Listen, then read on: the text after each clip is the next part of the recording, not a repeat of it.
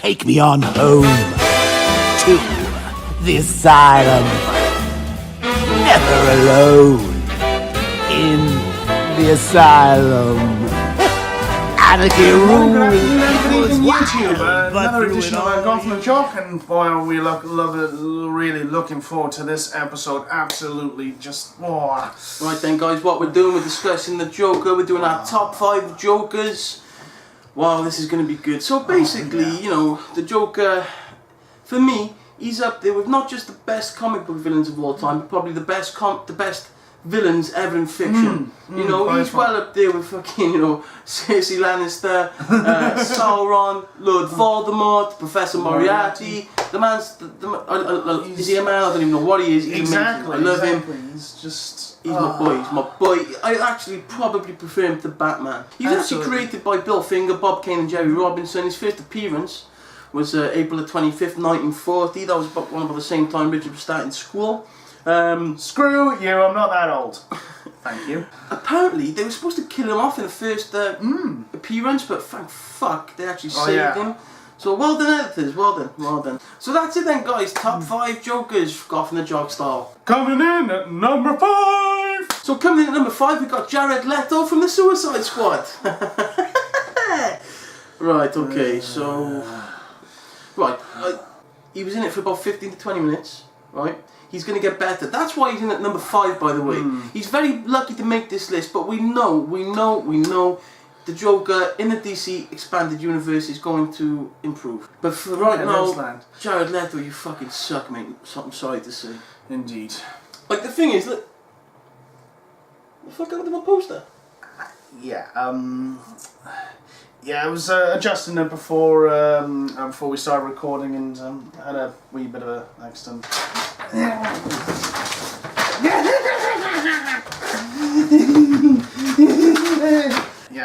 So I'll get you a new one, mate, sorry. Oh, okay, happy days, right then. So yeah, Jared Leto in at number 5. There we are. Do you want to seal that shit, whatever you do? Okay, boom. Right then, moving on, number 4. This man, right, Cesar Romero, the original TV Joker. I got mixed feelings about the guy because the thing is, he made him out to be an idiot Joker, a prankster Joker. It wasn't, you know, as terrifying as the other Jokers we're going to discuss, but he still had his own charm. He still had his moments, you know. Look at the guy's face. He is absolutely terrifying. And the thing is, as well, with Cesar Romero, he refused to shave off his own moustache, and it just adds to that fucking eeriness of his own Joker, like, because you can still see his moustache. The thing is, as well, I'm not going to pretend to be an expert on Cesar Romero's Joker, but the reason I personally rate him above Jared Leto is because he's very memorable. You know, he was the first. You see that Joker, and he's iconic, isn't he, in his own way? Yeah, exactly. You know, again, like you say, the powers, splats. You just, you know, you remember that. Yeah, he did have yellow hair, mind, and you know, but well, again, you can forgive, like say, his own adaptation. So yeah, and like you said, he was a complete prankster. He made you laugh. He made you uneasy, and that's what you want from a Joker, really. And you know, he hated Batman, so that was cool. Exactly. Right so then, okay. Seal it up. Oh, seal your freaking deal. Okay. Boom.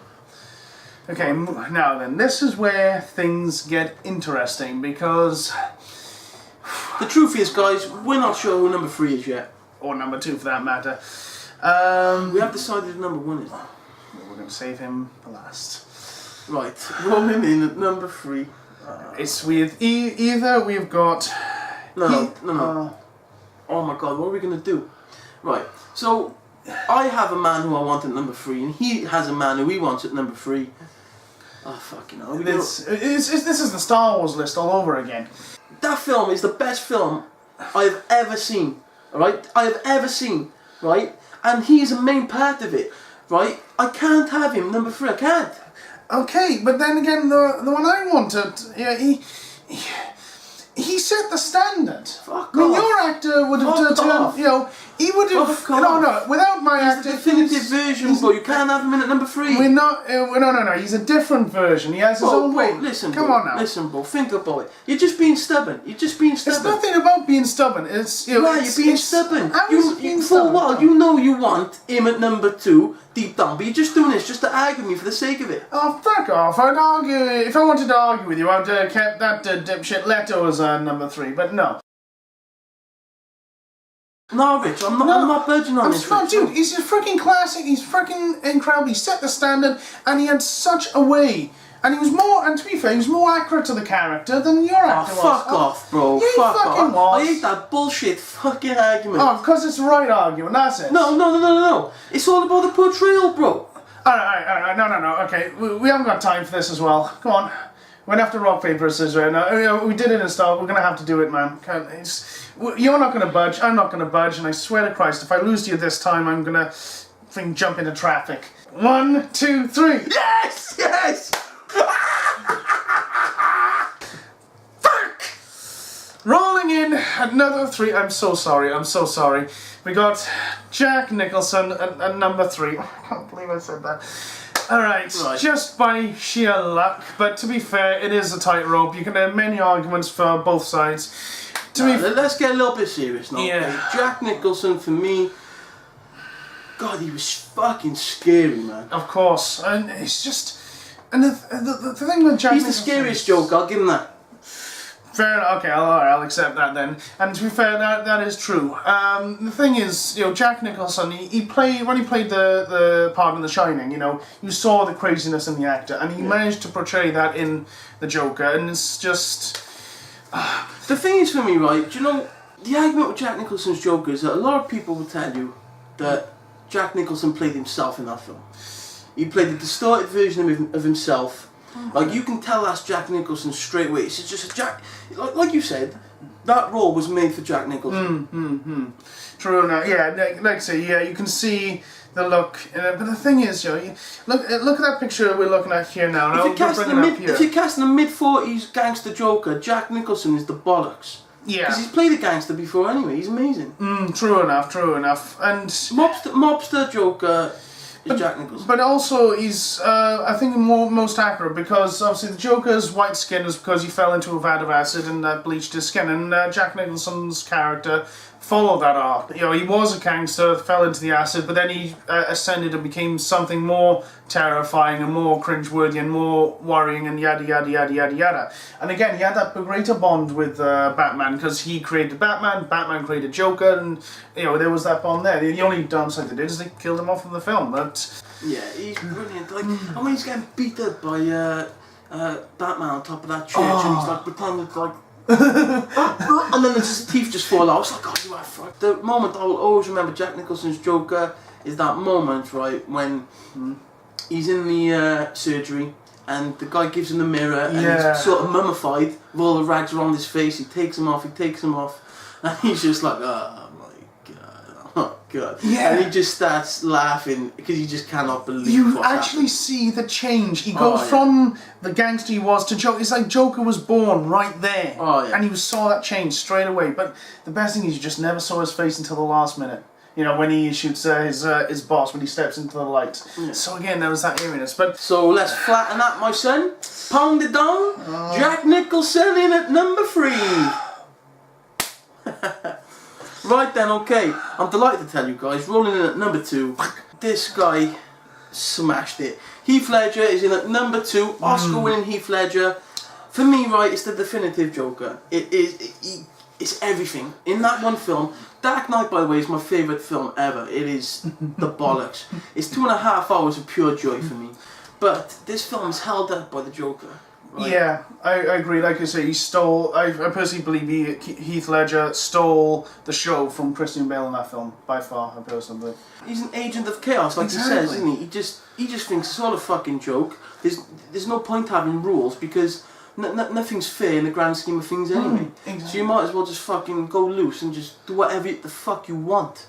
Because no matter how many rules you follow, you could easily have your nearest and dearest taken away from you anyway. True enough. And as you said with the unveiling as well, the way he just does it, wearing a mask, covering his face paint, and as he says to that bank manager, "Oh, what do you believe in? What do you believe in?" "Well, I believe that whatever doesn't kill you just makes you stranger." And he smiles, and I'll tell you one thing as well. Do you know why it edges for me over Jack Nicholson? Go on. Simply because when I saw, like I said, you see that film, 1989 Batman, you say, right, that's Jack Nicholson as the Joker playing a distorted version of himself, right? Okay. When I saw fucking Joker, right, and I found out it was Heath Ledger who was playing him, I throughout the film, when I first saw it, I was like, really? That's the guy off 10 Things I Hate About You? That's the guy off A Knight's Tale? Like, that's Heath Ledger. That's like the teenage heartthrob, and he's playing the best villain of all time, and I can't even fucking make out that it's him behind that makeup.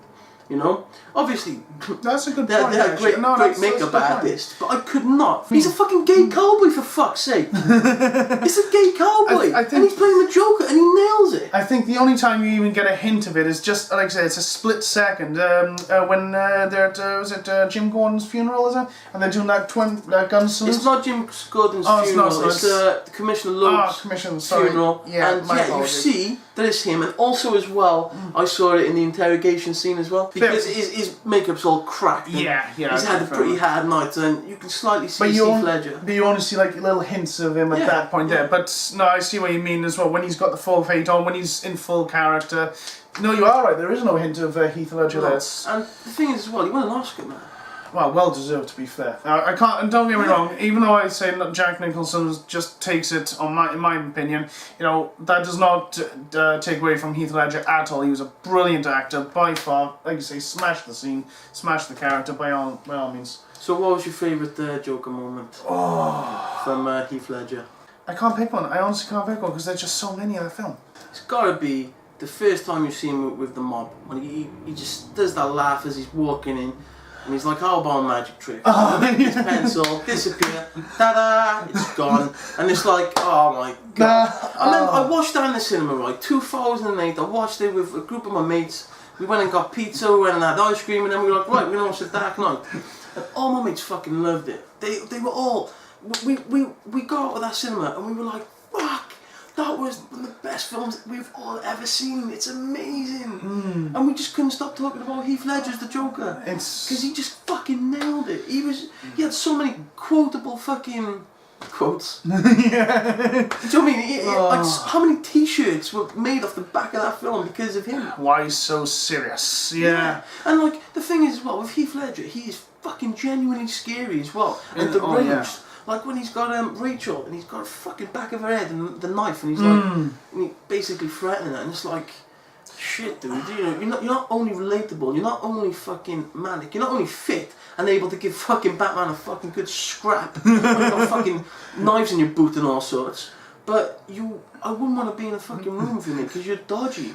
You know, when I see Jared Leto and Cesar Romero, I think, oh, well, you know, I wouldn't be too scared of these guys.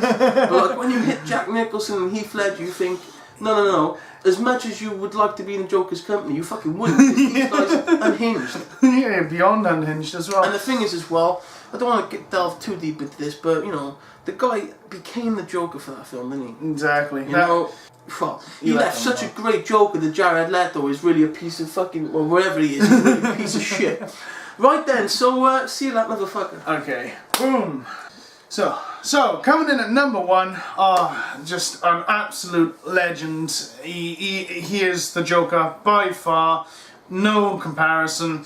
He is the crime prince of Gotham. He is the Prince of Chaos. A legend in his own right. He is the one, he is the only. Luke Skywalker. This is not a Star Wars review. No Star Wars. This is Joker review. No, bring your arm down. No Star Wars. Shush. It's Mark Hamill. And yes, he may have played Luke Skywalker, but where he is the Joker, no ifs or buts. Mark Hamill is the fucking Joker, guys. Like he just said. You read the comic, and you're thinking of Mark Hamill. His voice, Mark Hamill. And he's got it all. He Jesus Christ, he comes across as sadistic. The thing is, he's had the best Joker scripts ever, though, haven't he? True enough. Yeah, he's got the comic script, so he is going to have the best material. He's going to have the material at source, and it's his laugh. It's his laugh that does it all. Basically, so yeah, he started off as the animated Joker in the animated series, nailed it. He was a bit of a prankster, weren't he? A bit light. It was for kids after all. Yeah, of course. But the thing is, he's evolved, hasn't he? Oh. So for me, a big part of Joker being Mark Hamill being Joker #1 is probably because the Arkham game series. Those three games were amazing. There was actually a fourth, but Mark Hamill didn't voice the one in Origins. That was shit.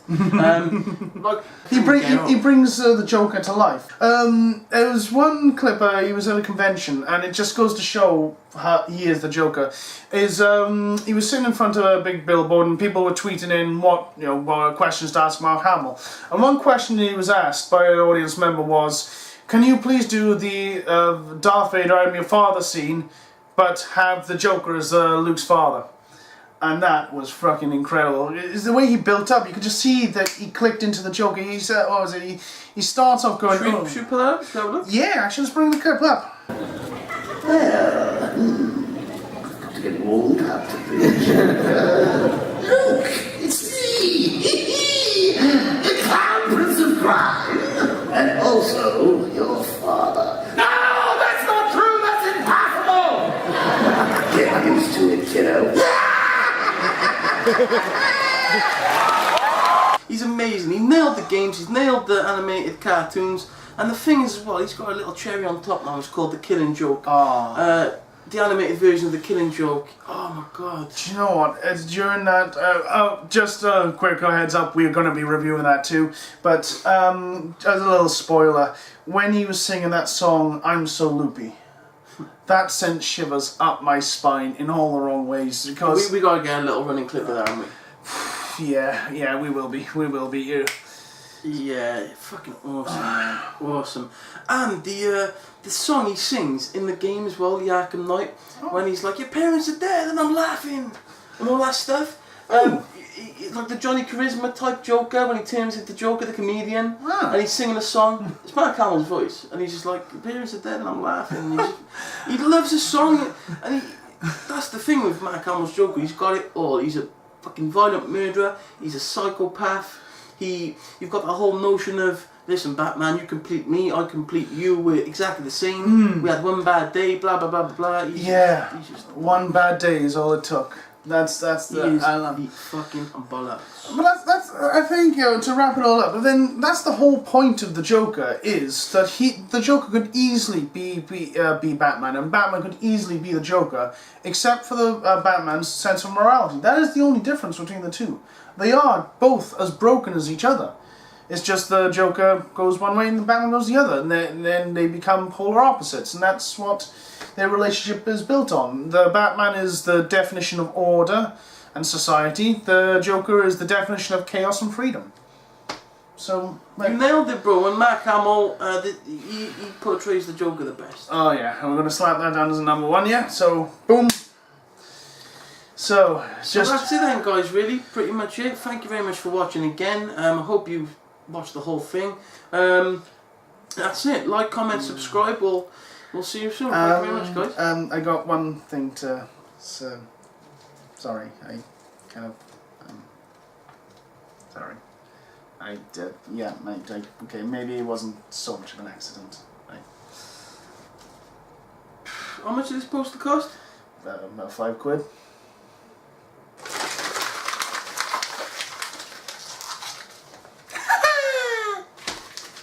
Fuck off. Anarchy ruled, it was wild, but through it all you never smiled. Joke's on you, I'm in your head, so look who's laughing now.